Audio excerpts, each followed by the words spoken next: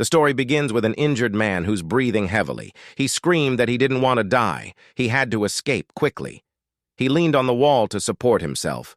With resentment, he wondered why he was the only one going through it. He lost his footing and fell face down on the ground. He called for anyone. He crawled just to move, while asking for anyone to help him. His expression showed pain and deep anguish. This person is Takamichi Yoshito, a low-tier challenger. All of a sudden, a giant foot appeared. It was from a tall, monstrous creature that walks on two legs. It has horns and wings, and it is approaching Yoshito. This monster is an elite demon.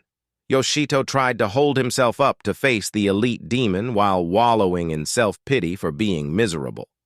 He clenched his teeth as he narrates how he had been tormented and been looked down at. He angrily yelled if that was fun and if the world is satisfied now. He had a determined expression when he announced that he will never give up, even if everyone laughs at him or the damn world abandons him. He swiftly ran to approach the elite demon. He declared that he had no choice but to move forward, and then stabbed the elite demon, but it hit him, which caused him immense pain. He had a sad look in his eyes. He was hurting. He felt pain all throughout his body. The elite demon was about to fire a laser beam towards him. Takamichi Yoshito was focused on the immense pain. The laser beam brightened the area, and the elite demon released it in Yoshito's direction. He tried to block it with a sword, but it did not help. He screamed loudly from the pain. He watched the floor crack and realized that it was a really bad situation. The floor completely shattered, and Yoshito ended up falling. As he was falling, he saw the elite demon watching him. His last thought is to become a strong challenger. But he narrated that nothing has started yet. Even though it was just about to begin, his face was in deep despair and pain as he reached out his hand wishing to be saved. Eventually, he died. In this world, it is filled with magic towers. It is an enigmatic structure beyond human understanding. It is a commonly known term for tower-like dungeons that suddenly appeared all over the world. The interior is like a world straight out of a game. There are swords, magic, and skills, as well as monsters. The magic stones and treasures sleeping in the Materno are traded at high prices. Those who sought treasures were called challengers. The magic stone and treasures sleeping in the magic tower are traded at high prices. However, challenging the Materno came with a risk to life. Even though it's like a game, death in the magic tower means death in reality. Yoshito has his eyes closed. He slowly opened it, and his first thought is that he died again. He got up, but his whole body reflected his resigned state.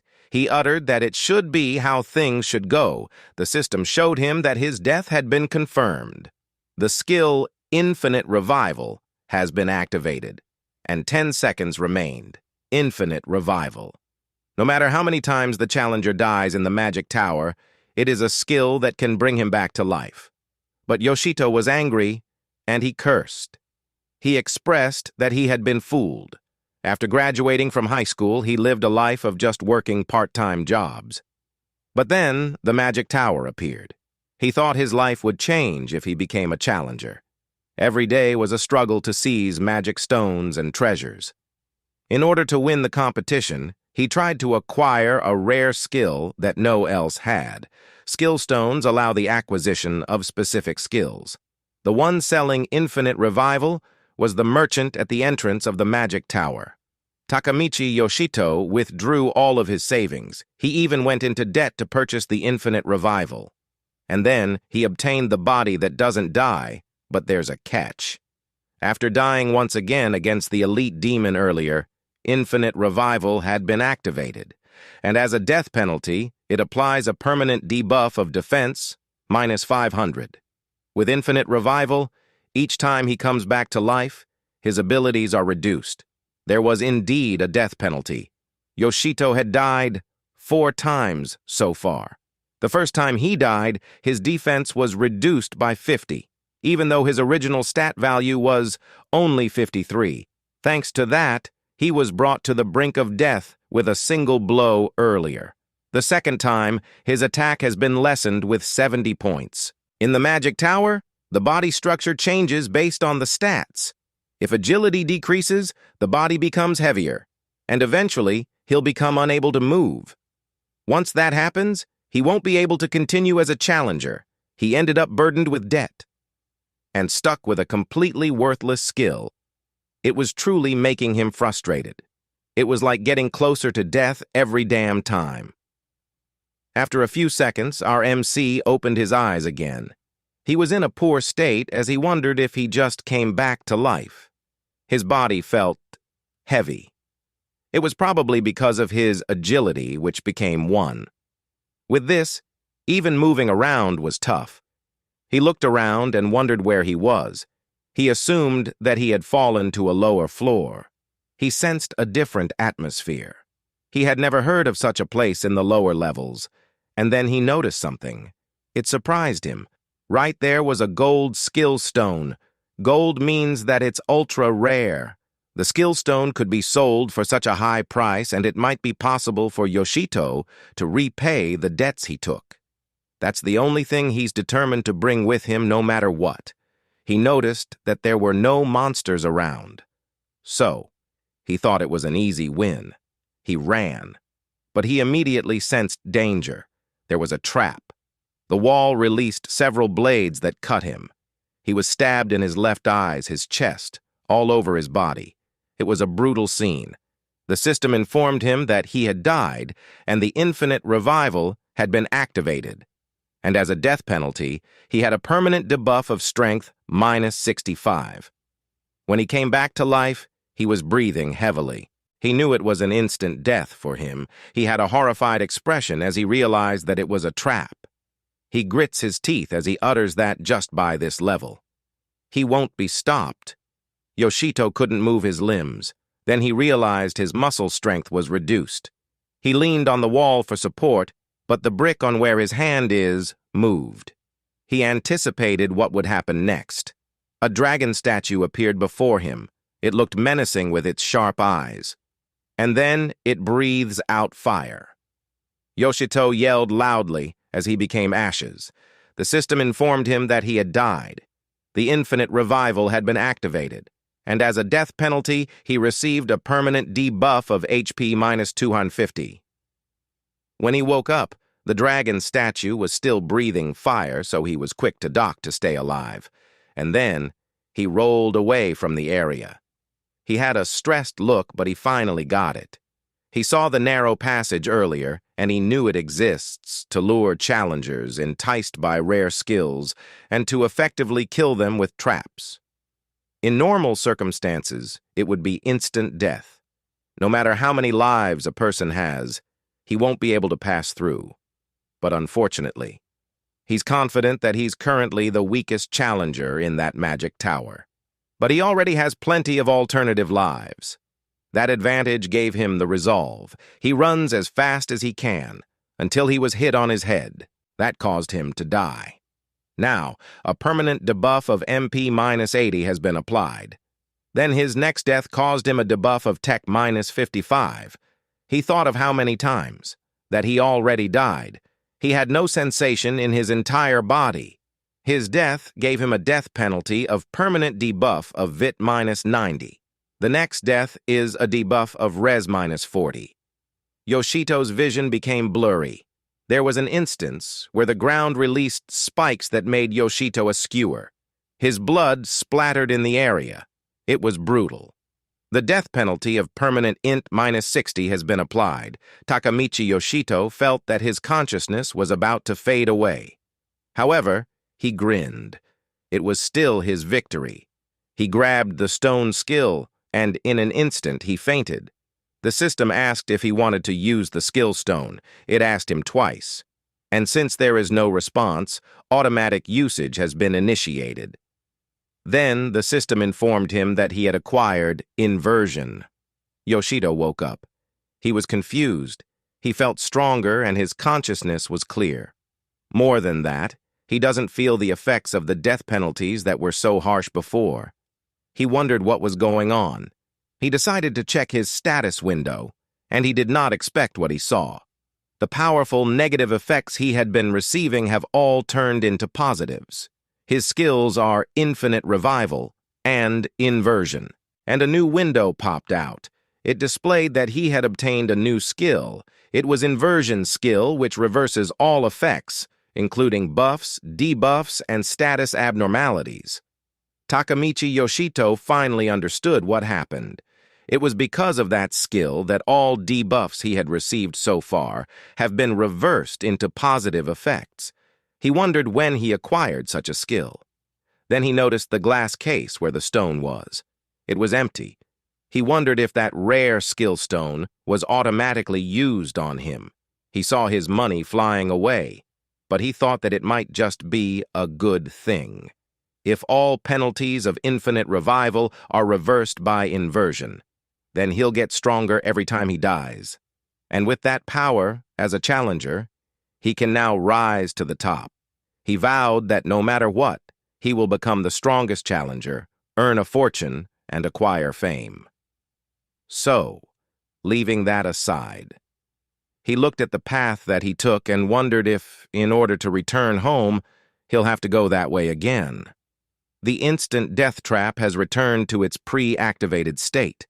He was cautious since he assumed that the trap would get activated once he got close. He was not thrilled with the idea of being killed again by all of those instant death traps. He intensely refused to experience that again, even if he was revived. It was still a painful thing to experience, and he knew that if died too many times in a row, he'd definitely go insane. That thought made him shiver. His arms hugged his body, but eventually he let go. With his current state, his stats are about double the original now thanks to the inversion. He thought that maybe he might be able to break through the traps head-on. He swallowed his nervousness. He told himself that there's no other way. He had no choice but to give it a try. He dashed away, and the spears appeared, and it was instantly released. It moved so quickly that it was already just inches away from his face. One blade was about to hit his eye, but this fucker moved with an incredible speed to evade the blades, and he landed safely on the other side. He can see the movements of the blade faster, and that made him serious. Another trap had been activated, and he swiftly moved in an unconventional pattern to evade all of it, until he reached the next one, which had a large swinging axe blade. He saw his movements as slow, so he focused to go faster, and eventually passed through that trap. Then he was prepared for the next. He ran head-on towards a silhouette. Up close, it was the statue of the dragon. He told the dragon, "In your dreams," and then he opened his status window and took out an item. He held a large knife and smashed the statue before it breathed out flames. He gained back his footing, and the moment he does, another set of blades were on its way towards him. Yoshito focused, and he moved in different ways to evade it. He let out a sigh after it was done. Takemichi Yoshito is convinced now. Infinite revival and the death penalty obtained each time it is activated. Also, inversion. With that combination, he can really become what he wanted, to become the strongest challenger. After a while, he looked up and commented that it was too high. If he was the old him, going back up from his current place would have been impossible. But now, the situation was already different.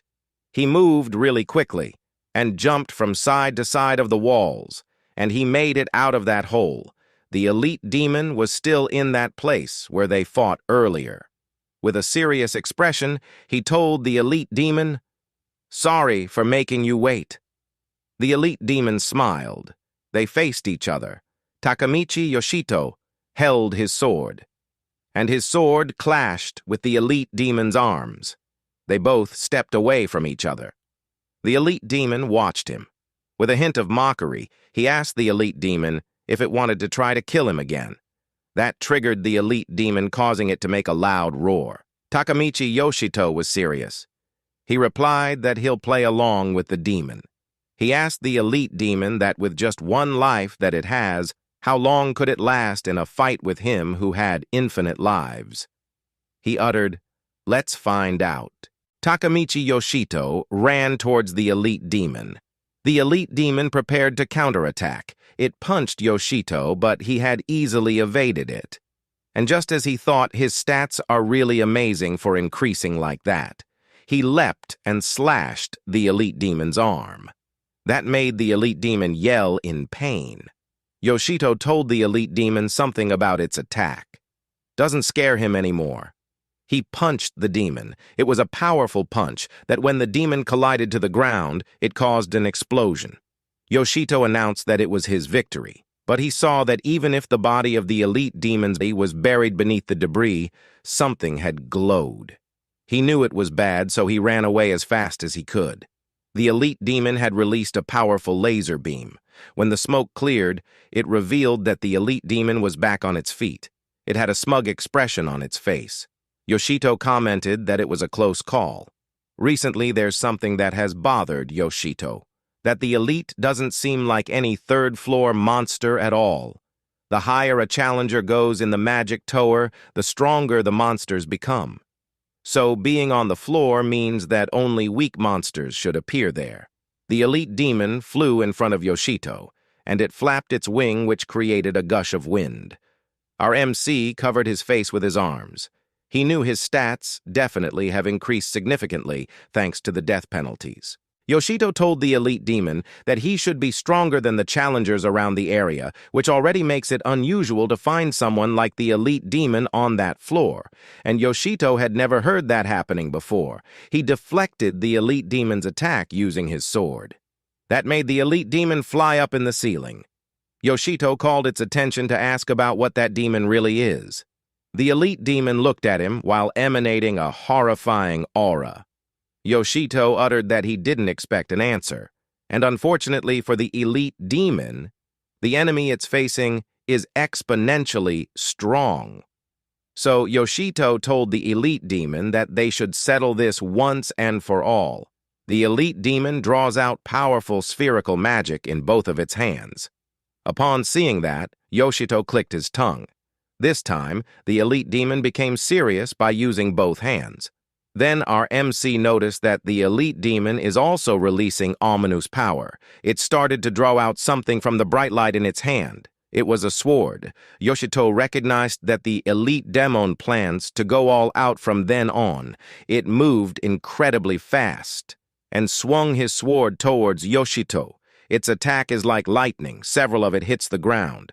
Our MC then kept running. But the elite demon was enjoying its upper hand at the fight. It flew to directly attack Yoshito, and that caused the ground to shatter.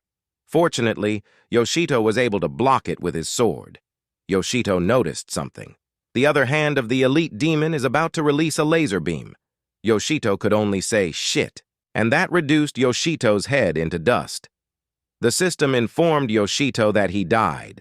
As a death penalty, he received a permanent debuff of strength -40. Another screen displaying the debuff inversion of strength +40 has been confirmed. The elite demon stood there. Out of the blue, Yoshito appeared behind the elite demon. But the elite demon was able to block Yoshito's sword in time. Our MC was triggered for being killed by this elite demon. That's because even if he can revive, it still hurts like hell. Our MC noticed that he can now push back the elite demon thanks to the strength debuff he received. Yet it still wasn't enough. He was able to land a slash on the elite demon, and it caused the elite demon to yell in pain. After that, it had a spherical orb of light in its chest. Its powers blocked Yoshito's sword, which caused the sword to break in half. Our MC did not expect this. The elite demon roared loudly, and the system displayed that Takemichi Yoshito had died. He received a death penalty of a permanent debuff of agility -60. Then the next window informed him that the debuff inversion of agility +60 had been confirmed. His consciousness came back and noted that his agility got buffed, and with that, he had a more determined look on his eyes. He stood confidently in front of the elite demon. He told the demon that it fought really well.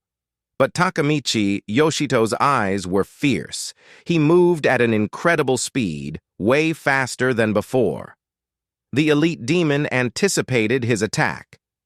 But Yoshito moved to the other direction quickly, and he slashed the elite demon with his sword. For just a brief moment, they stood with their backs facing each other. But the elite demon's expression changed. Takamichi Yoshito uttered that it was the end. He successfully sliced the elite demon in half. Its body fell to the ground. Takamichi Yoshito told the elite demon that its life is limited, so it had no chance of winning from the start.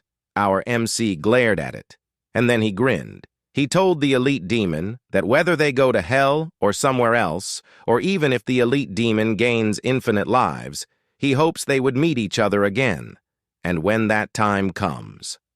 He smirked and told the elite demon that they would have a fair fight. Takamichi Yoshito sat down and sighed. He managed to beat the elite demon somehow. But he's a bit annoyed that he got killed twice even though he had gotten stronger. And then he took a lot of his broken sword. He had a funny surprised expression when the remaining blade crumbled. Now, he needed a sturdier sword. He planned to get some money by collecting the magic stones, then he'll buy a new weapon. He looked around, and there were some magic stones on the ground. At the Magic Tower Heme's first floor. There's a safe area. At the entrance of each floor of the Magic Tower, there is a section where monsters do not appear. That section is called the safe area, which is where adventurers can rest. Also, while exploring the Magic Tower, challengers may obtain equipment and items. There are often stalls in the safe area where you can buy and sell them. He checked out a silver sword, and he happily found one that won't break easily. Its price was high, though. Most of the stones gathered earlier are almost gone. But he let go of that idea and chose to focus on rising up from there. He decided to think of this as an initial investment. Then he noticed strange gazes from the people around. They talked about him, the guy who was fooled into buying infinite revival. People see him as a poor being. Upon hearing that, Yoshito figured out that people thought of him as a pitiful challenger who was sold a trash skill. He got a little annoyed that they all knew, but no one told him before he got fooled. Infinite revival might just be trash to other challengers, but for him, who had obtained inversion. It's undoubtedly a god-tier skill. Infinite revival and inversion. A skill that only Yoshito can master. He finds that idea cool. His daydreaming was suddenly interrupted when he heard a loud scream. He was curious what it was. A bulky man arrogantly announced that he will challenge the mid-boss room on the 5th floor. This man called himself the Dominator, Nogishi-sama. Yoshito felt embarrassed for Nogishi.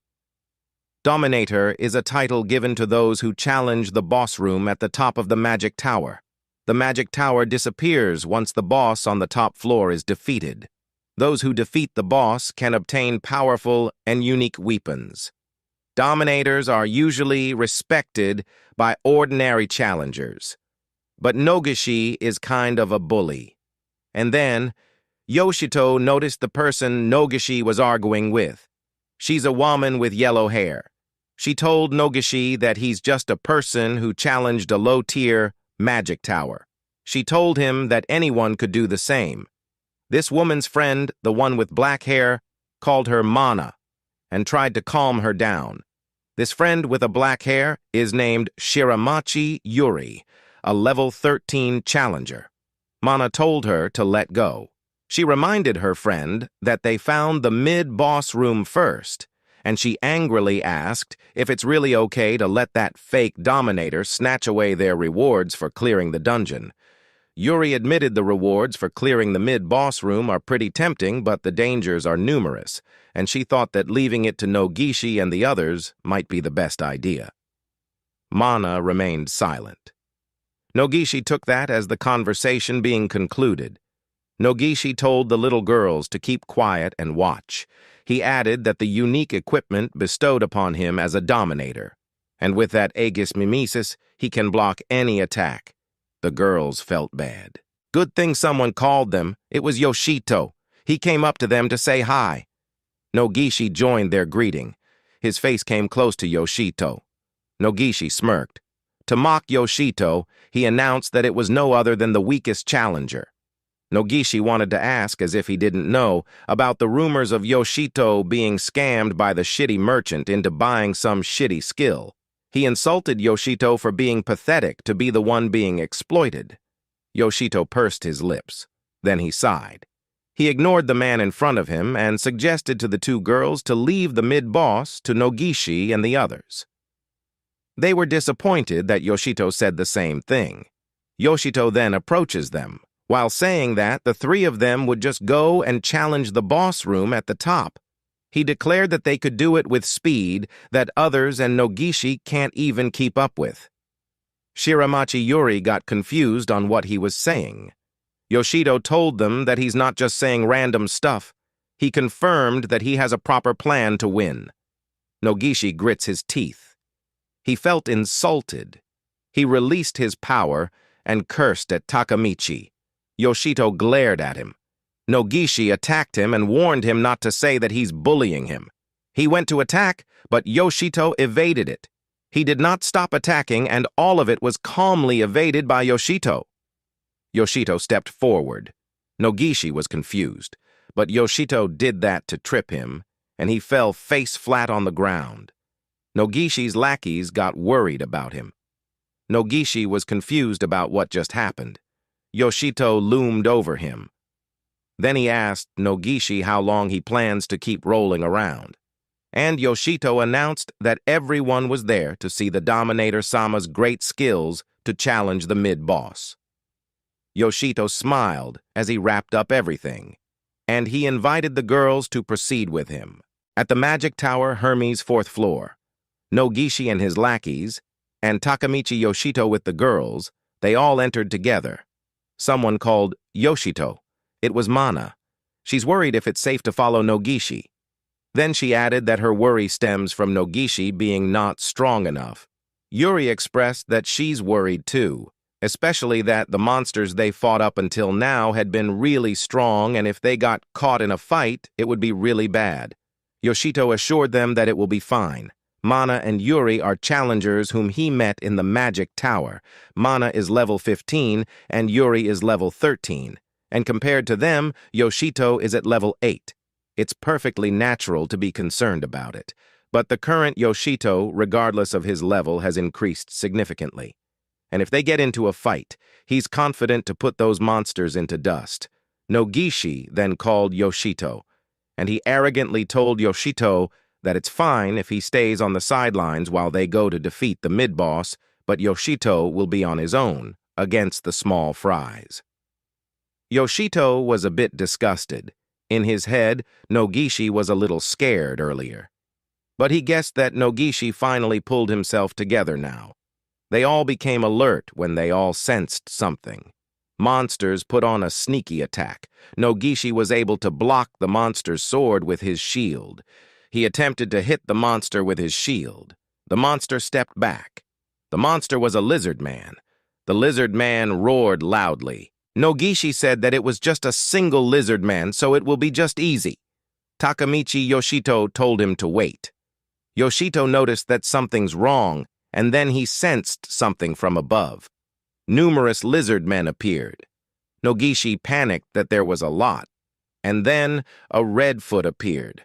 There was a menacing red lizard man that the rest of the lizard men respected. It was the Lizard Commander, a superior species of lizard man, and it commands the swarm. The Lizard Commander pointed his sword at them, and the lizard men took that as the cue to attack. Yoshito observed them, and then he grinned. Mana asked Yuri to protect the Yoshito together. The two girls positioned themselves to sandwich him to be able to protect him. Yoshito said that it's okay. He yelled that he can fight too. Mana was stressed out. She yelled at him to not act tough in a situation like that. Yoshito was surprised with her unexpected behavior. It took him time to process what she's saying. Mana told him that the opponents are way out of his league. Yoshito felt offended. Then he heard Yuri call him. He was astonished, as she begged him to fall back since it's dangerous. As they fight against the lizard men, Yoshito told them no. He expressed that he can also fight, but no one cared to listen. He tried to reach out to them to be heard. Eventually, he gave up. And that's when he realized that everyone thinks that he's just a liability. He felt uncomfortable with the shitty feeling. A loud roar can be heard from the lizard commander, and the lizard commander swung his sword at Nogishi. Nogishi was blasted away. He was about to fall on his back, but eventually he gained his footing. Click! That sound surprised him, and he looked down. He stepped on a tile that was pushed down. Yoshito knew it was a trap. While everyone kept their backs to Yoshito to protect him, they didn't realize that the ground beneath him shattered, and he fell. Yoshito cursed while falling down. The girls eventually noticed him. They both have panicked looks on their faces. Yoshito asked why it was him who's falling and not Nogishi. Magic Tower Hermes. As the name implies, countless traps put the challengers at the mercy of the tower. However, Yoshito was full of resolve. That kind of trap doesn't faze him anymore. He's close to the ground where blades await him. So, with an incredible speed, he moved back and forth the walls to go down nicely. Once he landed, he commented that it was good that he hadn't received a single injury. He looked around and saw several lizard men. Not just any lizard men, but lizard man commanders. Numerous of them. He knew there's nowhere to run. They're not going to let him get away. But he mentioned that he also had enough. He took out his sword. And while exuding murderous intent, he uttered that he's sick of all those traps. The lizard man commanders watched him. He told them that it won't matter how many of them will come to him. It's just going to help him test out his new sword. He told them that they would soon realize what they had just done. In one quick and swift move, he had hit several of those lizard man commanders. He continued what he was saying, that they will find out their mistake of bringing him to that place. He yelled, "You shitty lizards!" The lizard men on that lower level are all of a higher ranking. Until recently, Yoshito considered those monsters something that he could never beat. A lizard man launched an attack towards him, but the current Yoshito faced it head-on with his sword, and was able to attack it easily, and slashed its body. He's confident that he could beat them. Several lizard men attacked him at the same time. He easily dodged it. The lizard men were confused at his incredible speed. But that did not last long since Yoshito cut their heads off. He was breathing heavily when he asked, "What's up?" He glared at them. The lizard men are keeping their distance at him, waiting for him to fall into a trap. But Yoshito is aware of that. He dared them to kill him if they could. That triggered the lizard men. They made monster noises all at once to express their annoyance. Yoshito ran towards the huge number of lizard men. He felt that he could properly fight against those monsters, and that he's no longer the person who used to be protected. He asked the lizard men, "You're scared to death, aren't you?" Because he noticed that they were inching away. With a murderous aura exuding from him, Takamichi Yoshito told them that he knows how they feel, since he already experienced it, and that's why. He'll just finish them in an instant. After a while, he let out a breath. Finally, he finished all of them. He noticed the staircase on the side. He proceeded to ascend the staircase to go back to where he came from. There was a large stone door, and he passed through that. It was funny how he complained how he keeps climbing up and falling down. The two girls noticed him. Yuri was shocked to see him. She inspected him and announced that it doesn't look like he received any injuries. She let out a breath, since she felt relieved. She told Yoshito that she really wanted to help him, but she couldn't find any paths leading down at all. Mana asked if he was there all along, and she confirmed if he got attacked by monsters on the way. He was surprised by her question, but he answered no, that there are no issues at all. But in his mind, it's because he defeated all those high-rank lizard men easily. Then he looked for Nogishi and the others. Yuri stuttered while answering. Mana narrated that when Yoshito fell into the hole, she managed to defeat a group of lizard men somehow, but Nogishi assumed that Yoshito was dead and quickly headed towards the boss room. She was angry at Nogishi for doing that, even though he's the one who actually activated the trap. Yoshito told her not to be so angry because of that, because it was expected of Nogishi's nature. She tried to protest. In a serious tone, Yoshito called the girls names, and he shyly thanked them for worrying about him. The girls were caught off guard with his gesture, but they were happy. He invited them to proceed so they can still catch up to Nogishi and the others. But he saw something that surprised him. There was a furious lizard man behind the girls. He wondered if this is one of the creatures that Nogishi and the others failed to defeat. The lizard man went to attack Yuri.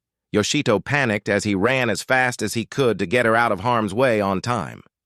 That's when Yuri saw the lizard man behind her. Mana and Yoshito both looked worried. Mana closed her eyes so she wouldn't see Yuri's end, while Yoshito did his best to get there as soon as possible. He leapt with such force that it cracked the ground and shocked Mana. He made it in time to block the lizard man's sword with his sword. Yuri was surprised with his actions. Mana joined the fight to support. She initiated to slice the lizard man. When the lizard man was down, she commented that it was such a dangerous situation. Yoshito stared at his now transparent sword. Yuri then came up to him while stuttering. She blushed while expressing her gratitude. Yoshito was caught off guard and replied that it was a good thing that he made it on time. Mana's expression was funny as she watched the two have a conversation while being bashful. And then she inquired on how Yoshito was able to react that way on that attack. He grinned and suggested to her that maybe that shows that he can be of use, and with a heavy feeling he told them that he's no longer a dead weight. A few moments later, they reached the Magic Tower Hermes' 5th floor. Yoshito looked at his status screen. He defeated a huge amount of Lizardman commanders, so he rose by 2 levels at once. That made him ponder. His improved status from the level up isn't from a buff or debuff, so it seemed like they can't be targeted by inversion. And in addition, the range of his stat increases. It wasn't small. Even though he just fought those things, the attack increase from the inverted death penalty is 65. Compared to that, the attack increase from level ups is a measly 2. That made him conclude something about the combination of death penalty and inversion. It is really seriously overpowered. His attention then shifted as soon as Yuri called out to him. They arrived at the door of the room where the 5th floor mid-boss was. Mana informed them that the Magic Tower Hermes is predicted to have 10 floors. She added that the room should be in the middle of the tower since it hasn't been long since the tower's conquest began. Yuri and her were the first ones to discover this, but when they returned to the 1st floor to prepare for the fight, they were caught by Nogishi, and just thinking about it pisses her off. Funnily, in her anger, she acted like a dog and growled. Yuri was nice enough to calm her down. Yoshito was about to push the door open as he expressed that Nogishi and the others should just be ahead. He expressed that no matter how much one prepares or strategizes for it, a mid-boss is something that needs to be taken seriously. He's quite nervous, anticipating what's inside, and he finally took a step inside. As soon as he went in, a body was being thrown in the air. He noticed it. He became horrified. The body collided with the wall with a loud impact. That person groaned in pain. Yoshito noticed Nogishi ahead. Nogisihi calls him Takamichi, and was surprised to see him still alive. He told Yoshito to take a good look at the mid-boss protecting the room. It was a big purple ogre-like monster, and it made a loud noise. This monster is called an Orc Lord. The Orc Lord went to attack Nogishi. Upon seeing this, Yoshito got worried about him. But Nogishi was a proud man. He told Yoshito that he has no need for his concern. Nogishi prepared his shield in anticipation of the attack. He was proud to announce that an attack like that isn't getting through his Aegis Mimesis, and he went to push back the Orc Lord with his shield. He mentioned that in the group battle with the lizard men earlier, he was caught off guard by the surprise attack. He expressed that in a one-on-one he had no intention of losing. Meanwhile, Yuri approached the man who was blasted away earlier to ask if he's all right. The man expressed how amazed he is with Nogishi. This is because he was sent flying with just one attack while Nogishi was able to hold his ground. Nogishi was strong enough not to budge at all. Nogishi told Yoshito not to look away, because he will clearly show him how different he is from a small fry like Takamichi. Upon saying that statement, the Orc Lord had rushed towards this loser. The Orc Lord attacked again, and it was so powerful that it sent debris flying. But Nogishi just stood there. He took it head-on just with his shield. That annoyed the Orc Lord. It made loud noises as it went on a rampage. Then it went to lift its axe, and it gave a powerful blow equivalent to 3 Orc Lords.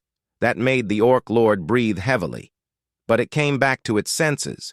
It was when it heard Nogishi say the true power of a mid-boss is just something like that.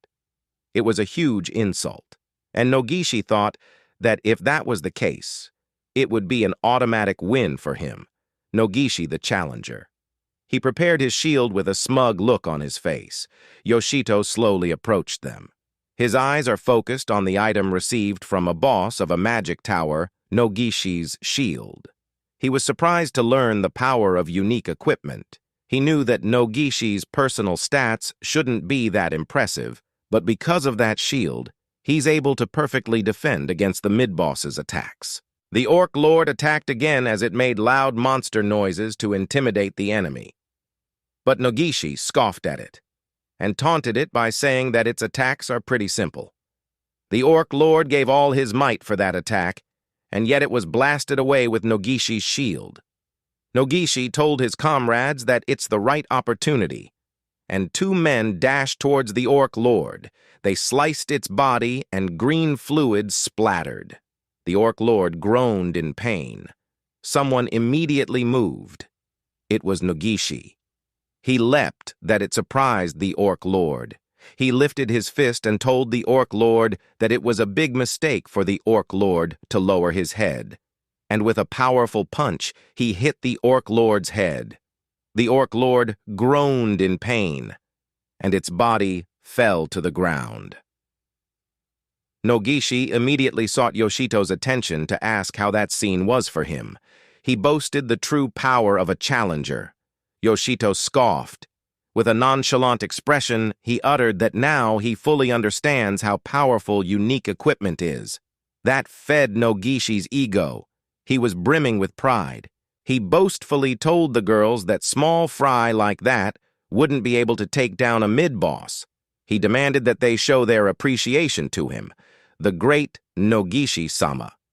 The man who was blasted away earlier approached Nogishi. Nogishi commented how the guy is still okay. Then, with a trembling hand, he pointed behind Nogishi and told him it was amazing. Nogishi was slightly confused. There was a bright yellow light coming from behind Nogishi. In an instant, Nogishi shoved his guys away and told them to move. He was excited as he announced that there's definitely a super rare item in there. He expressed that the treasure chest contains even better items than the chest that had Aegis Menesis in it. He praised how beautiful the chest is. While he heard that, Yoshito recalled the horrifying experience that he had. He was in distress. He doubted a chest that's even more impressive than the one containing the unique item as a reward for a 5th-floor mid-boss. He immediately informed Nogishi to halt. Nogishi let his guard down. Even if it was just for a moment, they shouldn't have forgotten something important. In that tower, there are many atrocious traps. When Nogishi opened the chest, it was empty. He was irritated as much as he was confused. All of a sudden, a bright light appeared. It summoned multiple layers of magic circles. Yoshito was caught off guard. He closed his eyes and covered it with his arms. When the light was gone, they were already in a different place.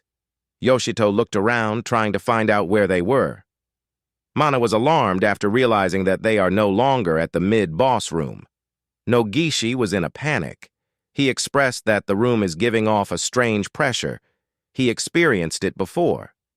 Yoshito asked where he had felt that before, and Nogishi revealed that it was at a magic tower's top floor.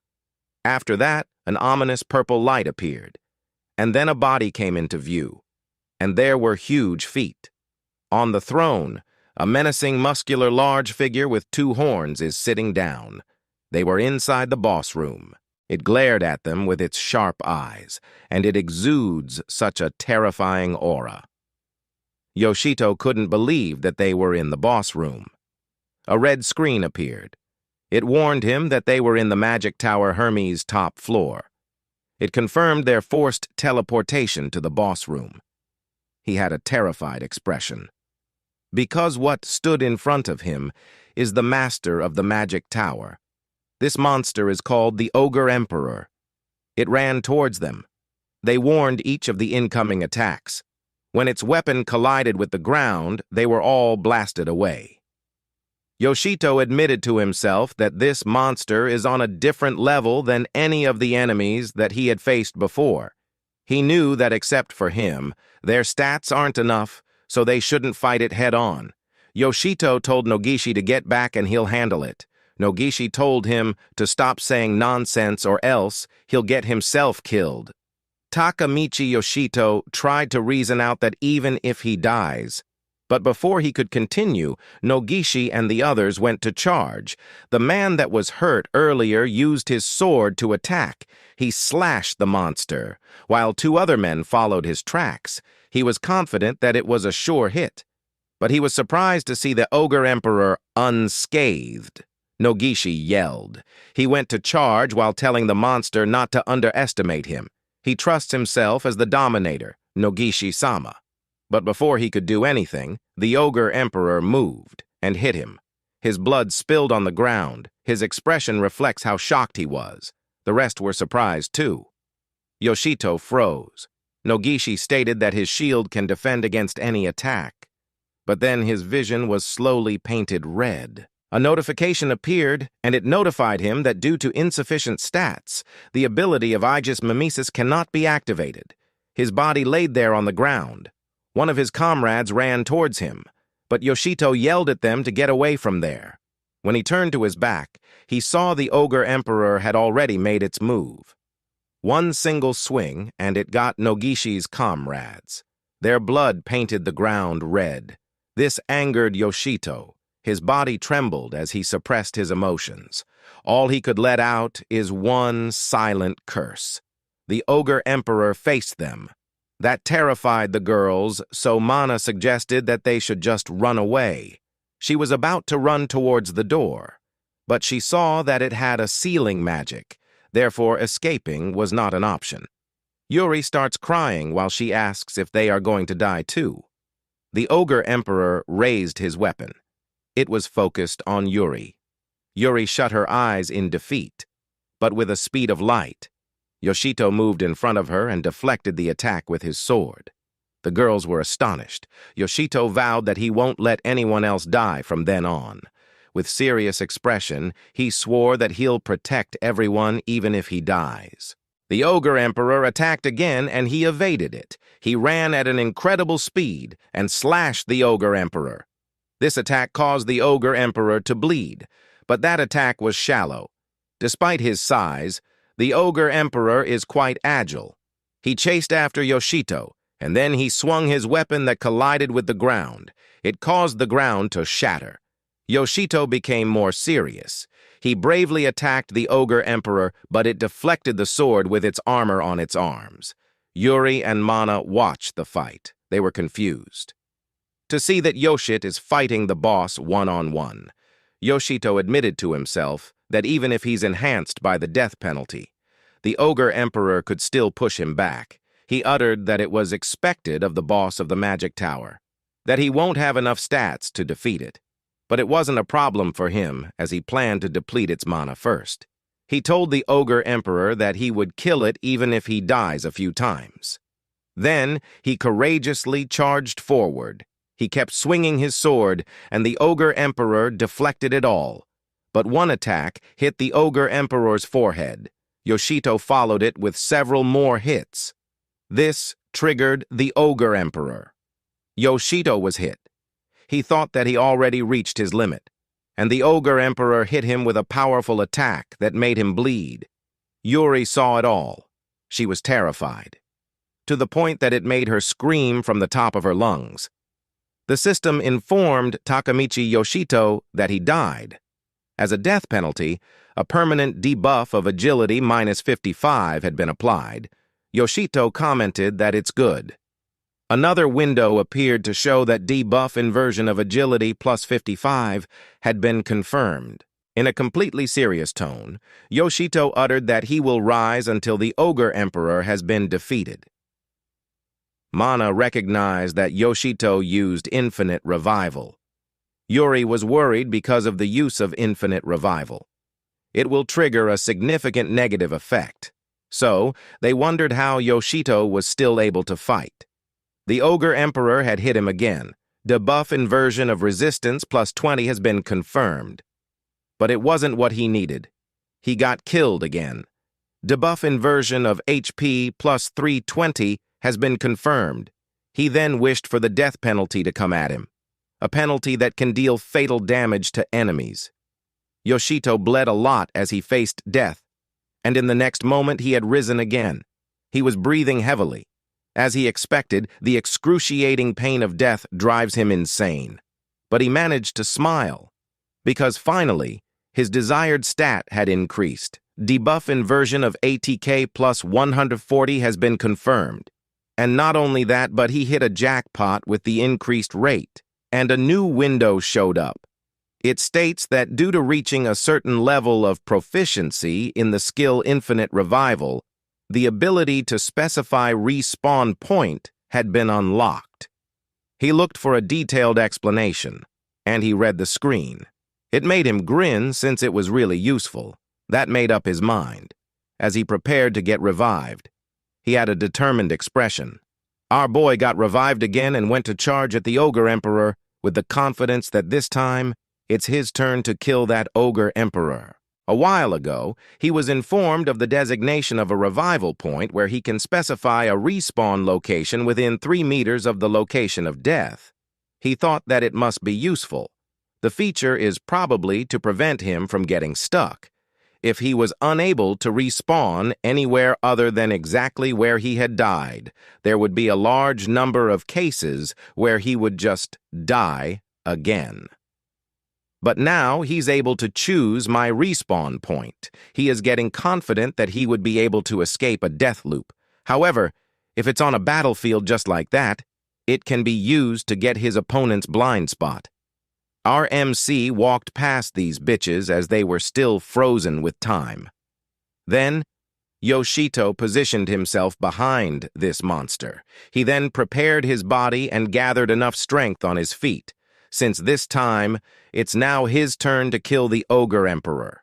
Yoshito struck the Ogre Emperor with great force, and immediately, Yoshito kept his distance.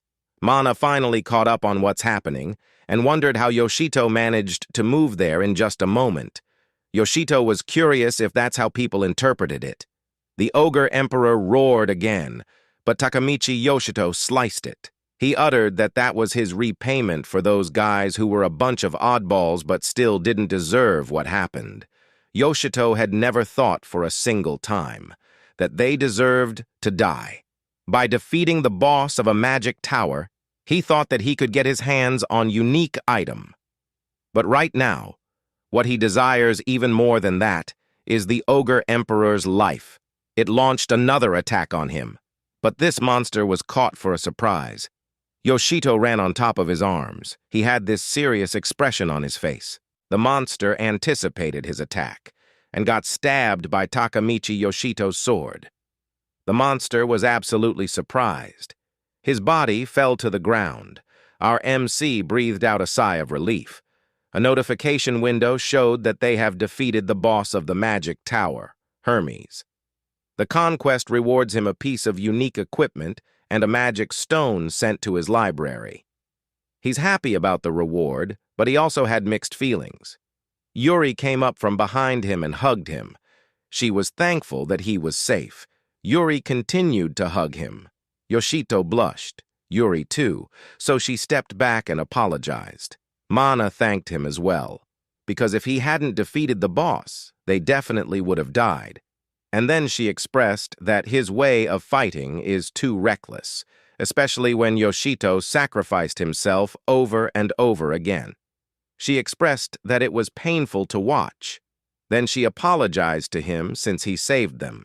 He also apologized to them for making them watch how many times he died. And he told them that even if he fails over and over again, he will always come back soon. And that reminded him of something. That's it, really, really fucking painful. Dying multiple times, and by the hands of a tower boss at that. Mana was dumbfounded, so Yoshito told them that, as much as possible, that he'll do his best not to die. That reassured the girls. A few moments later, they sensed something. The notification showed that the boss of the Magic Tower, Hermes, has been defeated. Hermes will disappear in 10 seconds, and they will forcefully relocate. Yuri mentioned that after defeating the boss, the Magic Tower disappears. Their bodies glowed in yellow. They bid farewell for now and told them to meet with him again outside. And then he noticed something. He looked at the battle scene and the bodies of his comrades who died. He told the corpses that he won't ever forget about them. Then he said goodbye. The Magic Tower suddenly became blurred. The parts of it started disintegrating. The scene then shifted towards this woman who was surprised to know that Hermes had been conquered, even though the Magic Tower wasn't supposed to be complete yet. Her lackey confirmed this information and discussed that the disappearance of Hermes has been continued to be true. The secretary mentioned that there is a detailed report on the matter that should be arriving soon. The woman scoffed, and she mentioned that it became amusing. Meanwhile, Takemichi Yoshido woke up. He was confused as he lay in the middle of the streets. A man pointed at something. He turned to check what it was, and he saw that the Magic Tower Hermes is disappearing. He watched it carefully. He then thought about something, and he clenched his fist. Our boy then raised his fist and exclaimed that he really did conquer a magic tower.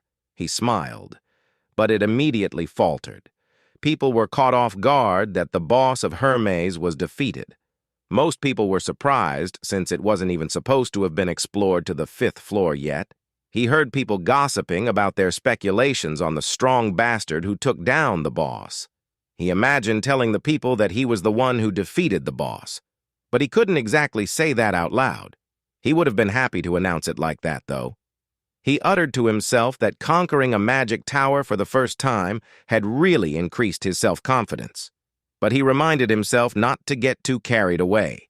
That said, he chose to keep it a secret that he's the one who defeated the boss for now, because when it was known to the public, he would stand out too much. He chose to quietly get out of there. But the girls noticed him and they loudly called out his name. They interrogated him on what kind of unique equipment he received from defeating the boss. Everyone's attention was on them. People couldn't believe that he's the guy that defeated the boss monster. They knew him from being the guy who was sold that garbage skill called Infinite Revival. But now, he's the dominator of Hermes. A drink came out of the vending machine. Yoshito was the one who bought it from a vending machine in a slightly secluded area. With him are the two girls. He let out a sigh as he commented that they finally got away. People made such a huge fuss earlier. Mana apologized to him for being careless about that. Yuri was happy that Yoshito took down the boss of the Magic Tower and became the dominator of Hermes, so it can't be helped that he had become the center of attention. He pondered on the thought that he's now a dominator. He expressed that it's a strange feeling, even though until recently, he was just a weakling challenger. Now he could say that it seemed that buying the skill stone for Infinite Revival wasn't a mistake. Yuri expressed a thought about Infinite Revival. She verified if it's true that there's a negative effect from dying, and if it's true, she wondered how Yoshito could use it well. Yoshito had a difficult time answering that. He wondered how he would even begin to explain to them about the inversion. He didn't even know where to start the story. Yuri noticed his discomfort. She told him that he's not trying to pressure him. She expressed that she's just curious, and if it's difficult for him, he doesn't need to answer. Yoshito took a sip of his soda while thinking that it's not really that a big deal to explain it to them, but he has some hesitations. Mana suggested putting the explanation aside for a moment. Then she looked at him while blushing, and she eagerly asked about the equipment he got as the reward for defeating the boss. Yoshito commented how she got pretty crazy over that kind of stuff. He told her to wait a second while he threw his can of soda in the trash bin. He's trying to open the system window, but it won't appear. And that's because they're outside of the magic tower. Fundamentally, the window can only be opened while inside of a magic tower. The use of various other things, such as stats or skills, are also limited to the inside of the magic towers. Because of this system, there aren't incidents of challengers causing problems in normal society. However, there is one exception. The one place that challengers are able to use their powers outside of the magic towers. That would be at the site of the magic towers. He entered the site where the Tower of Hermes was previously placed. There is a feeling that fills the site of the magic tower, and Takamichi Yoshito admitted that he can't get used to it. Now he can properly open the window. The two girls crowd over the screen. He told them that the name of the unique equipment he received as a reward for conquering the tower is Fos Amenos. Our MC tapped the button that said Item, and they were surprised with the sudden gush of wind. Yoshito anticipated it, and a shape of a sword slowly forms at his hand. He commented that it was amazing. He held the red sword with amusement. Yuri and Mana took a closer look at Yoshito's big and mighty red sword. It was a unique weapon called Fos Amenos. Yoshito swings the sword, and he commented that it's quite lightweight and easy to use. It made him look forward to the next magic tower conquest. Mana notices that Yuri is acting bashful. And then she thought of an idea. She called out to Yoshito. Mana suggested that they form a party together from the beginning of the conquest in the future. Yuri was surprised with that suggestion, and she eagerly expressed that she wants to be part of that party. Mana and Yoshito were surprised with her sudden yelling that they were unable to react. It was cute and funny when Mana looked at her with knowing eyes while she tried to deny it, and Yoshito had no clue at all. Since they didn't respond, she asked, "Can't I?" Yoshito smiled. He told her that she can, after all, they're already close friends. That made the girls happy. This bee then suddenly shifted her attention to our MC. Mana approached him closely to ask which magic tower they should go next. She suggested perhaps a similar scale to Hermes. Or maybe a bigger magic tower. She suggested that they challenge Zeus. Yoshito thought hard about it. Then he started speaking. He admitted that after leaving Hermes, there's a place that he wants to go to right away. Yuri asked, where? He revealed that it's the Tokyo Challengers Management Bureau. The girls did not expect that, and their excitement turned to confusion that it was funny. They couldn't wrap their heads on the idea that he wanted to go to the Management Bureau and not a magic tower. Yoshito hid his face so that it puzzled the girls. He was shy when he described that the Management Bureau buys magic stones and stuff at higher prices than the magic tower stalls. That's why he wanted to go there to exchange his items for money. And he finally admitted that it's because he bought the Infinite Revival that he's completely broke now. The girls had a funny, disgusted look on their faces that reflects "Eesh" expression, the Tokyo's Challenger Management Bureau. It is a government-operated organization aimed at supporting adventurers. All information for each magic tower is updated in real time. Buying and selling of magic stones and weapons are also conducted at fair prices. There are often many rip-offs at the magic tower stalls. But the Management Bureau conducts fairness and is highly valued. Also, since it's built on the site of the magic tower, there are no restrictions on the power of the challengers, which is another characteristic. The counter at the Management Bureau asked for the person next in line. Among the rewards for clearing Hermes, there were not only unique weapons but also magic stones. Yoshito hoped to make some money. The girl at the counter greeted him and asked if he would like to exchange magic stones for money. Yoshito replied yes, as he opened his system window. That's when Yoshito wondered how many stones they had gotten. He tapped the magic stone button. When the magic stones appeared, both Yoshito and the lady were surprised. The lady loses her wits upon witnessing the large pile. Yoshito questioned himself if there really were that many magic stones as part of the rewards for clearing the dungeon. The lady offered to process it. In his mind, Yoshito commented that she was charmed by the pile. A few moments later, the payment was done. Yoshito couldn't believe it. Forget the debt. Our boy had just become wealthy. He wondered what he'll use it for. Yuri and Mana suggested that he should probably avoid reckless spending of that money. Mana warned him not to get carried away and end up back in debt overspending. She made him think how awful that would be. Well, that burst Takamichi Yoshito's bubble. A girl then suddenly appeared. She uttered, "Found ya." Yoshito was alarmed. It sent chills to our MC's spine. The girl expressed that she heard that he went to the management bureau, so she looked for him. She approached him. Yoshito looked at her with suspicious eyes. The girl introduced herself as the chief of Tokyo's Challenger Management Bureau. Her name is Rido Fuyuni. She asked if he could spare her some time. She called him the Dominator of the Magic Tower Hermes. With glaring eyes, she addressed him as Takamichi Yoshito-kun. Yoshito thought about how her face is quite familiar to him. Within the management bureau that gathers tower challengers, she is a monster who is said to be the strongest. It seems that she was scouted to the management bureau after conquering 3 magic towers as a challenger. She even appears in advertisements for the bureau. There are plenty of chances to see her all over the city.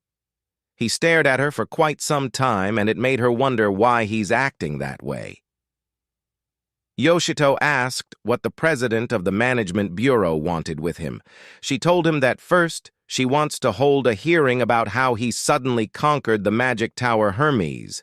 And second, she wants to verify the true power of the new Dominator. They walk through a hallway inside the management bureau while Yoshito tells his story. Rido concluded the whole story with Yoshito getting caught in a trap and moved to the boss room. She expressed that the information must be reported to the other challengers. She added that she's grateful to him for sharing the information. And as for the Dominator Nogishi and his party, the Management Bureau will make sure to contact their surviving family members. She noticed their sullen expression. She told them that it's not uncommon for people to lose their lives while challenging the magic towers, but it goes without saying, and she said, "That's painful, isn't it?" Yoshito was surprised with what she said. He bit his lip upon realization. All this time, they have been telling themselves that there was nothing that they could have done about Nogishi and others. Tears started forming in his eyes. He admitted to himself that it's painful. He cried, as he thought that it's nice to be able to think that way. Someone called Yoshito and asked where they were. He simply answered that they are in the Management Bureau's training room. Rido touched something on the window screen, and then she threw the sword to Yoshito. When Yoshito saw what she threw, it was a sword. But he commented that it felt dull. She explained that it's the type of sword that they use in the Management Bureau's training hall, and Yoshito can use that. She then positioned herself, as she told him that she will allow him to fight her. She explained that properly understanding the true powers of dominators is also the responsibility of the chief of the bureau. Our MC said that it's not something that he can refuse. Mana suggested that if he's going to do it anyways, he should have a mindset of, "I'll send you flying bureau chief." Yoshito had a dumb expression as he thought that Mana would naturally say that pretty easily. A few seconds later, he became serious, and he expressed that, if he's going to do it, he might as well do it with his best. Rido asked him if he's ready. He answered yes. Yoshito thought to himself that his opponent is the notoriously strong chief of the Management Bureau. But he thought of himself as someone who defeated a tower boss. He thought to himself that he's a tougher opponent than Rido had expected. They began their duel. Immediately, Rito Fuyun was out of sight, and when she appeared, she's already in front of him. He barely dodged her sword. He was caught off guard. Rito was serious. She attacked him with an incredible speed. Yoshito had a hard time evading her attacks. He decided to keep a distance between them, but it did not work. Rito was already behind him. He turned to his back, and fortunately, he was able to evade her sword. He was breathing heavily. He admitted to himself that the overwhelming power is completely different. He was able to defeat the boss after dying over and over, but he admitted to himself that he still falls short of this dominator who was able to conquer magic towers without dying even once. Our MC also saw the look on Rito's eyes. Then, he realized something, that he's the one who persisted despite dying over and over again. So he questioned himself on why he was getting upset, with comparing the difference in their ability. So he thought that he can't win by only defending. Then he'll take advantage of the fact that anyone would keep their distance from the risk of death. He decided what to do, and that was to start his attack. Yoshito faced the president head-on. Rito was surprised with his actions. Yoshito noticed that the movement slowed down. He knew that at this time, he's faster. He swung his sword at her, but she gracefully evaded that. He was caught off guard. Then she counterattacked. It was a powerful attack. Rito expressed that she was surprised with his movement. Yoshito leapt towards her and asked her if he's right, that if it were a regular monster or person, she would be able to evade the opponent's attacks with no problem, and he noticed something, that just now, if Rito hadn't hesitated, it would have been a one-sided fight. Rito threw the sword at him. Yoshito evaded all of it while talking. He added that she thinks he's defenseless. That's why she hesitated for a moment to attack him with her sword. He expressed that he doesn't think that was her just being kind to him. It was because he was acting in a way that she didn't understand, that her hand simply froze out of instinct. He added that he also took a chance, and the reason is that it's because he has the infinite revival. He said sorry to her for being unfair. Yoshito attacked her, and explained that if they don't do that, there's no way an ordinary person like him could win. She glared at him. The phrase, "an ordinary person," echoed in her head.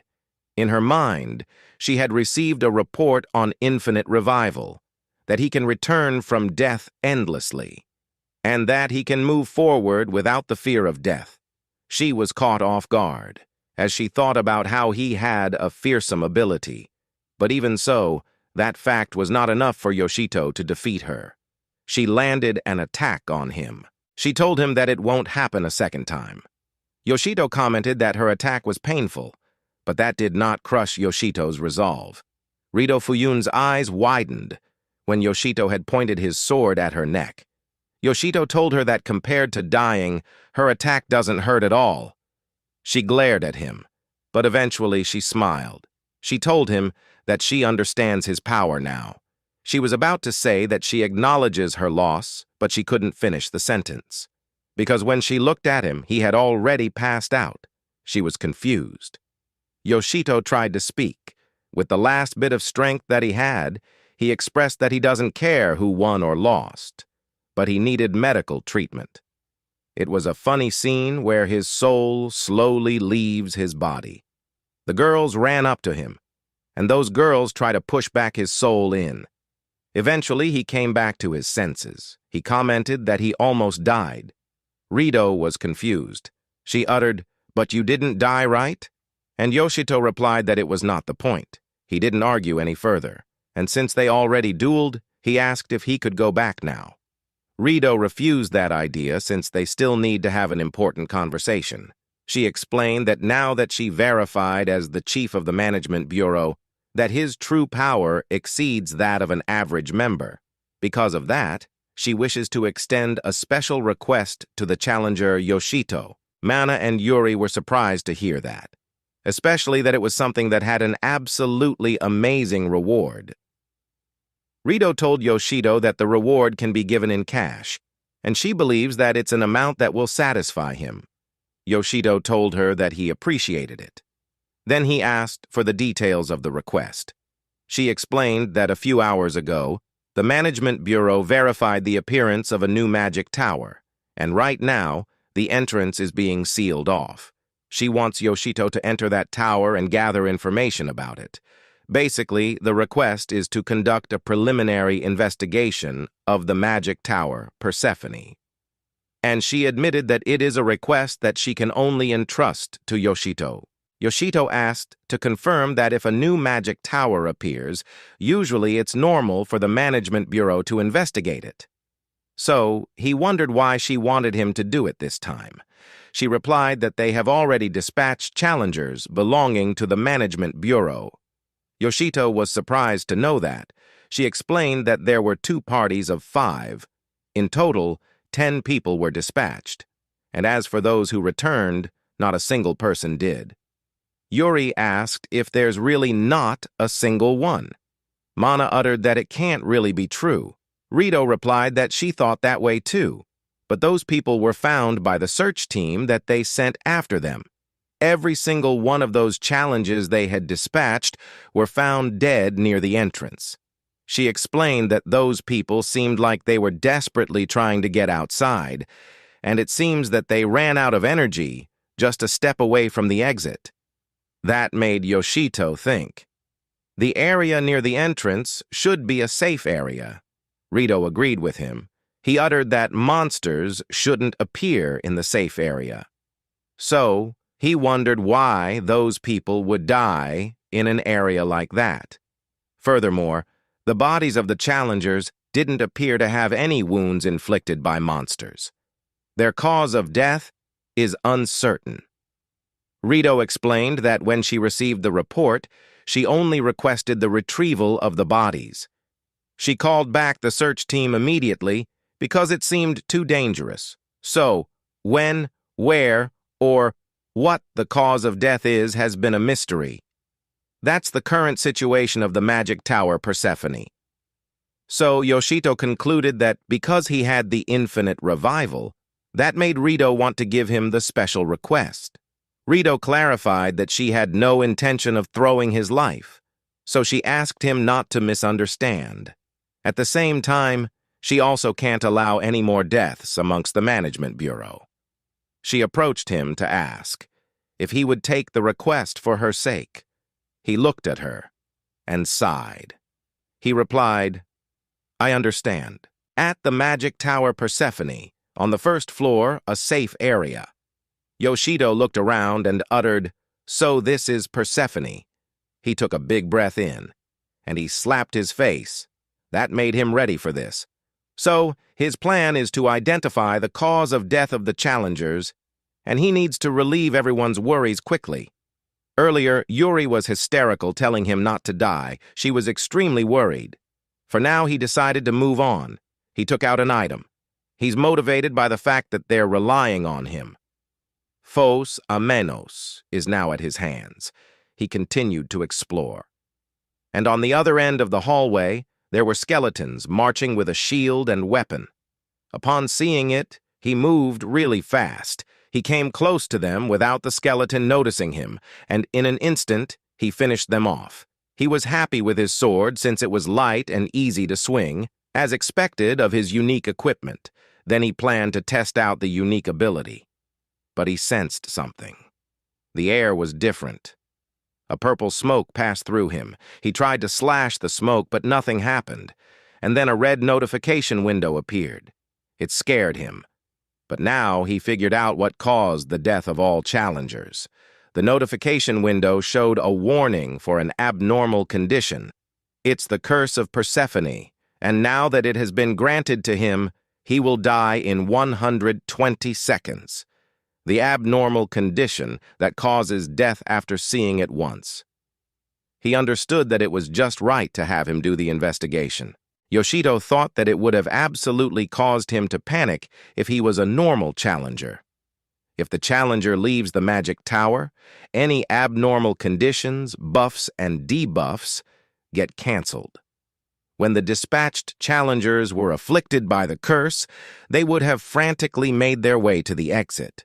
Then, even though they were able to reach the safe area, the curse took effect, just one step away from it. Yoshito stated that it makes sense that there were no injuries on the bodies because the cause of death was the abnormal condition.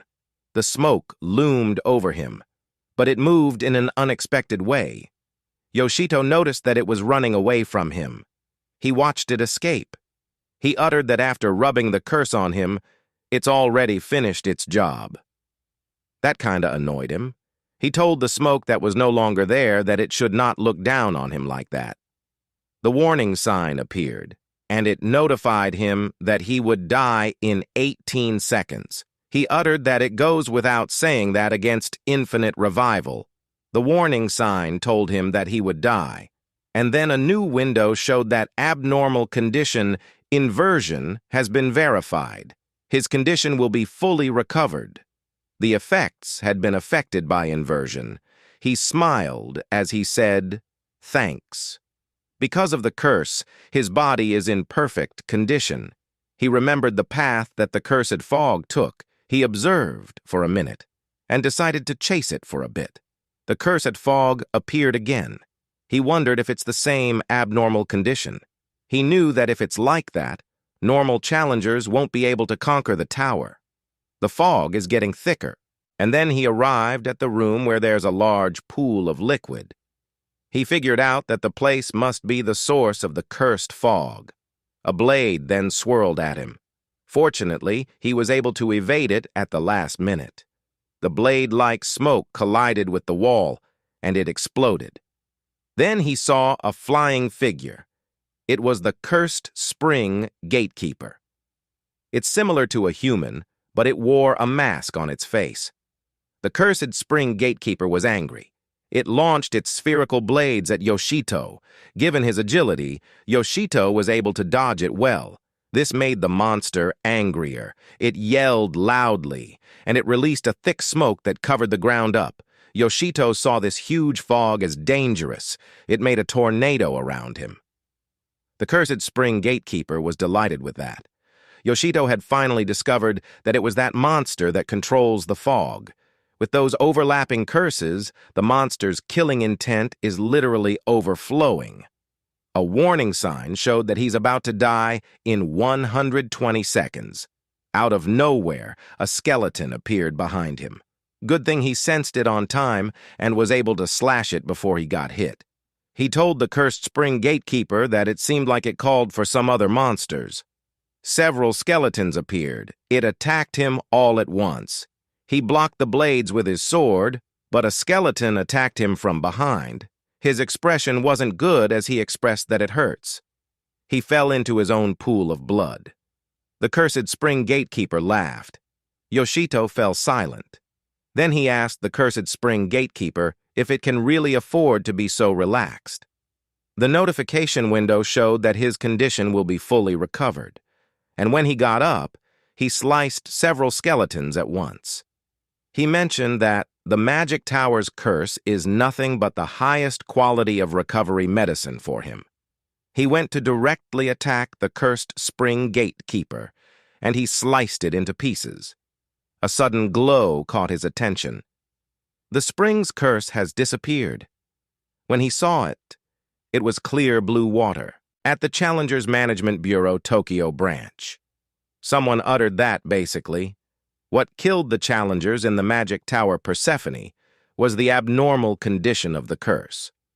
Rito said that to think such a thing exists. Then she asked if it seemed like there's anything they can do about the curse. The one she was talking to was none other than Yoshito. He confidently answered that there is. And he threw something at her, which he states as the best countermeasure. She caught it. It was a container with blue liquid. She asked him what it was. He explained that after defeating the monster that appeared from the cursed spring, the spring was purified, and he got that. It was Persephone's holy water. It is able to dispel the curse of Persephone. Also, after it was used, the person will be immune to new curses for 600 seconds, dispelling the curse and even a preventative effect. He told her that if they use that and go in, even normal challengers should be able to advance without dying. He explained that he only went to look until the third floor, but it seemed like there's a cursed spring on every floor. And that's when he had it all figured out. Persephone is a magic tower, which they have to climb by purifying the cursed springs and securing the holy water. That was Yoshito's conclusion. It made Rito Fuyun smile. She thanked him for the report, the warning signs, and countermeasures. And if all of those things are understood, the magic tower Persephone can be opened up even to regular challengers. She grabbed something from her drawer since he had already completed the request. She praised him for the great work, and she addressed him as Dominator Takamichi Yoshito. And then she stacked paper bills at the table. It overwhelmed Yoshito. He couldn't help but exclaim, "Holy shit!" She was confused with his reaction, so she asked if it wasn't enough. Yoshito made it clear that it was enough. He left the building hugging a bag. It caught the attention of the people. He was thinking how this reward plus the reward from Hermes lead to a ridiculous amount. A kid even noticed his strange expression while holding the bag. He was stressed out on what he should spend on. A few days later, our MC had fully repaid the debt from buying the Infinite Revival. Even so, there was a lot of reward left over. So he went to a subtly luxury brand store. He came out of it with flashy clothing that looked awkward. He has a cap, sunglasses, leopard print blazer, turquoise shirt, white pants, and several pieces of jewelry. This dude even had 4 fucking watches. He looked at the sky and commented how it has a different feel to it. Then he heard someone calling out to Yuri. It was Mana. She was telling Yuri that the Persephone is open to the public now. She wanted to invite Yoshito and challenge them together. Our MC was stressed out to find Yuri and Mana there. The girls were about to reach him. He tried to hide his face while praying that they wouldn't notice him. He carefully held his breath while sweat was dripping down his body. They passed by, and he was able to let out a breath. But Mana noticed him and turned around. Yoshito tried to look away, but Mana became suspicious, so she made sure to look at him carefully. Then she made a disturbed face when she realized who it was. She called his name. Yoshito became defensive and told her not to act so grossly. It was funny. He went on full defensive, saying that he suddenly had a lot of money and had no idea how to spend it. Yuri tried to comfort him by saying that she thinks he looked cool. Mana's expression says otherwise. He replied that even if they tried to be considerate, it didn't feel good at all. Mana told them to put aside the strange outfit for now. He replied that she's mean. Then Mana invited him to challenge Persephone together. He asked her why she was so interested in it. He wondered since it's supposed to be a pretty dangerous magic tower. Mana replied that magic stones have been altered. She explained that magic stones that have been altered by the cursed fog should sell a ton, so any challenger confident in their abilities will head there. Yuri added that according to the report from the Management Bureau, the challengers have already pushed to the 10th floor within just a few days. It was such an abnormal place. Mana expressed that it was unfair that only Yoshito became rich. She asked him to help them earn some money too. Yuri bashfully expressed that she's happy to go to any magic tower as long as she can go with Yoshito. That made Yoshito think. As long as they brought some holy water, there shouldn't be any risk of death. Then he told them that they will go join the attack on Persephone. But before they could do that, he told these bitches that he still needs to do something first, and that was to change his clothes first. Yoshito would probably be distracted by those 4 watches. Meanwhile, at the magic tower of Persephone, there were dead bodies. Some had even had the holy water with them, but a floating figure with a scythe defeated them. It was wearing a robe, but when it turned around, it revealed a skull with purple glowing eyes. At the magic tower Persephone 10th floor, a skeleton had appeared, and it attacked Yoshito. Thankfully, he blocked it using his sword. The skeleton did not move when it hit his sword. He glared at it before he sliced it into pieces. Currently, Yoshito is at level 16. Mana and Yuri were amazed. Mana commented that he really became strong. He replied that after killing all those monsters, it was natural for his level to rise. But in his head, it won't make much a difference on his stats. But if his level is too low, people will start probing. He thought of raising it a bit more. He noticed the system window displayed a warning. Only 60 seconds remain for the effect of Persephone's holy water. The curse nullification effect of the holy water will wear off soon. Mana uttered that the level had already been purified, so she thought they wouldn't get cursed, but she insisted to Yoshito to use the holy water again, just in case. Takemichi said yes, yet he turned his back.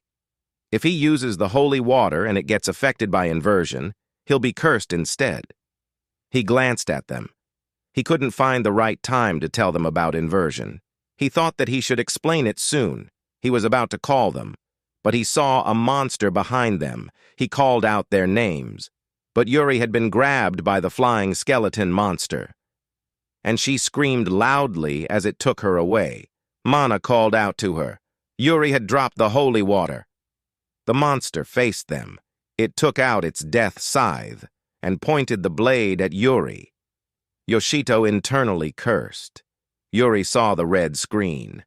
It warned her that she had been cursed, and she will die in 120 seconds. Yoshito was alarmed, since it was a monster that could curse them, and to run into it just when the holy water's effect wore off. In that situation, Yuri won't be able to take the holy water on her own. Mana then charged towards the monster to save Yuri. She moved fast, but all her attacks were blocked, and then she saw a quick movement. That blasted her away. Yuri got worried for her. Yoshito told Mana to get back, and he'll be the one to save Yuri. His sword was blocked with the scythe. Yoshito clicked his tongue. He attacked it again. The monster watched him and successfully blocked the attacks from him. He was surprised that he couldn't get through. That's when he realized that the fucker isn't just some small fry. He kept his distance from it, as he questioned why. Even though the monster is pretty strong, it has only been focusing on defense. He wondered what the monster was planning. Mana told him that they have to hurry. She explained that there isn't even 90 seconds left until Yuri's curse takes effect. Yuri begged the monster to let her go, but the monster glared at her, which terrified her, and the monster laughed at her. It laughed so loudly that it echoed in the room. This monster is called Soul Expunger. That's when Yoshito had it all figured out. He explained that the monster waits until the holy water wears off and attacks the challengers. It's relishing in the fear that it causes them. Mana was surprised with his facial expression. He was furious. He told the monster not to underestimate him. He launched an attack towards the monster while calling it a bastard. It defended again, and it laughed at his face to mock him. This made Yoshito angrier. He stepped back when the monster suddenly moved away. Yoshito was surprised to see it running away. He told the monster to wait. Mana invited him to chase it together. It turned into a corner, and when they followed it, they were surprised at what they saw. There was an army of skeletons waiting for them. The Soul Expunger commanded the skeletons to attack. Yoshito figured out that it lured them there to finish them off. He asked Mana what was wrong, or if she's scared. She took out her weapons and replied, as if. Rather, she was already waiting for this moment. She skillfully defeated those skeletons. Her expression showed she's all fired up. Yoshito verified if she can keep up. She confidently answered yes. Both of them charged towards the monster, and on their path were several skeletons which they finished off first. Some skeletons used bow and arrow, and it released arrows at the same time. Mana was about to be hit from the side, but Yoshito immediately came to her aid. He asked her if she's okay. He's now feeling the pressure since there's not even 60 seconds left until Yuri's curse takes effect. He became serious as he let out a powerful aura. He uttered that he'll open a path, and he zoomed in while crushing several skeletons along the way. He saw a screen pop out. There was an item drop. It's a ring called Corpse's Grudge. When equipped, It grants the effect of death every 5 seconds. That made him grin. He uttered that for such an item with zero merit to exist, he wondered if it should be considered as harassment, as something like that won't be equipped by anyone. He equipped the item. He knew there's no one but him that will use it. The ring appeared on his finger, and he was notified that he would die in 5 seconds. He knew that the ring's effect will be inverted, and he'll be fully healed in 5 seconds. There's no need for him to worry about defending. He dashed as he continued forward. He hit many skeletons as he passed through. It was perfect. He told the Soul Expunger that he will show it, the special attack skill of Fossa Nemos. It was the 7-strike assault. With each strike, the attack power increases. If the strikes are interrupted, the skill will fail, and there is a long cool down before it can be used again, so it's very difficult to find the right timing to use it. However, the Soul Expunger moved, and it sliced Yoshito's arm. Yuri was horrified and worried. He was in pain. But the cut had been fully healed, so he went to strike back. He was excited as he announced that now he can fully heal every 5 seconds.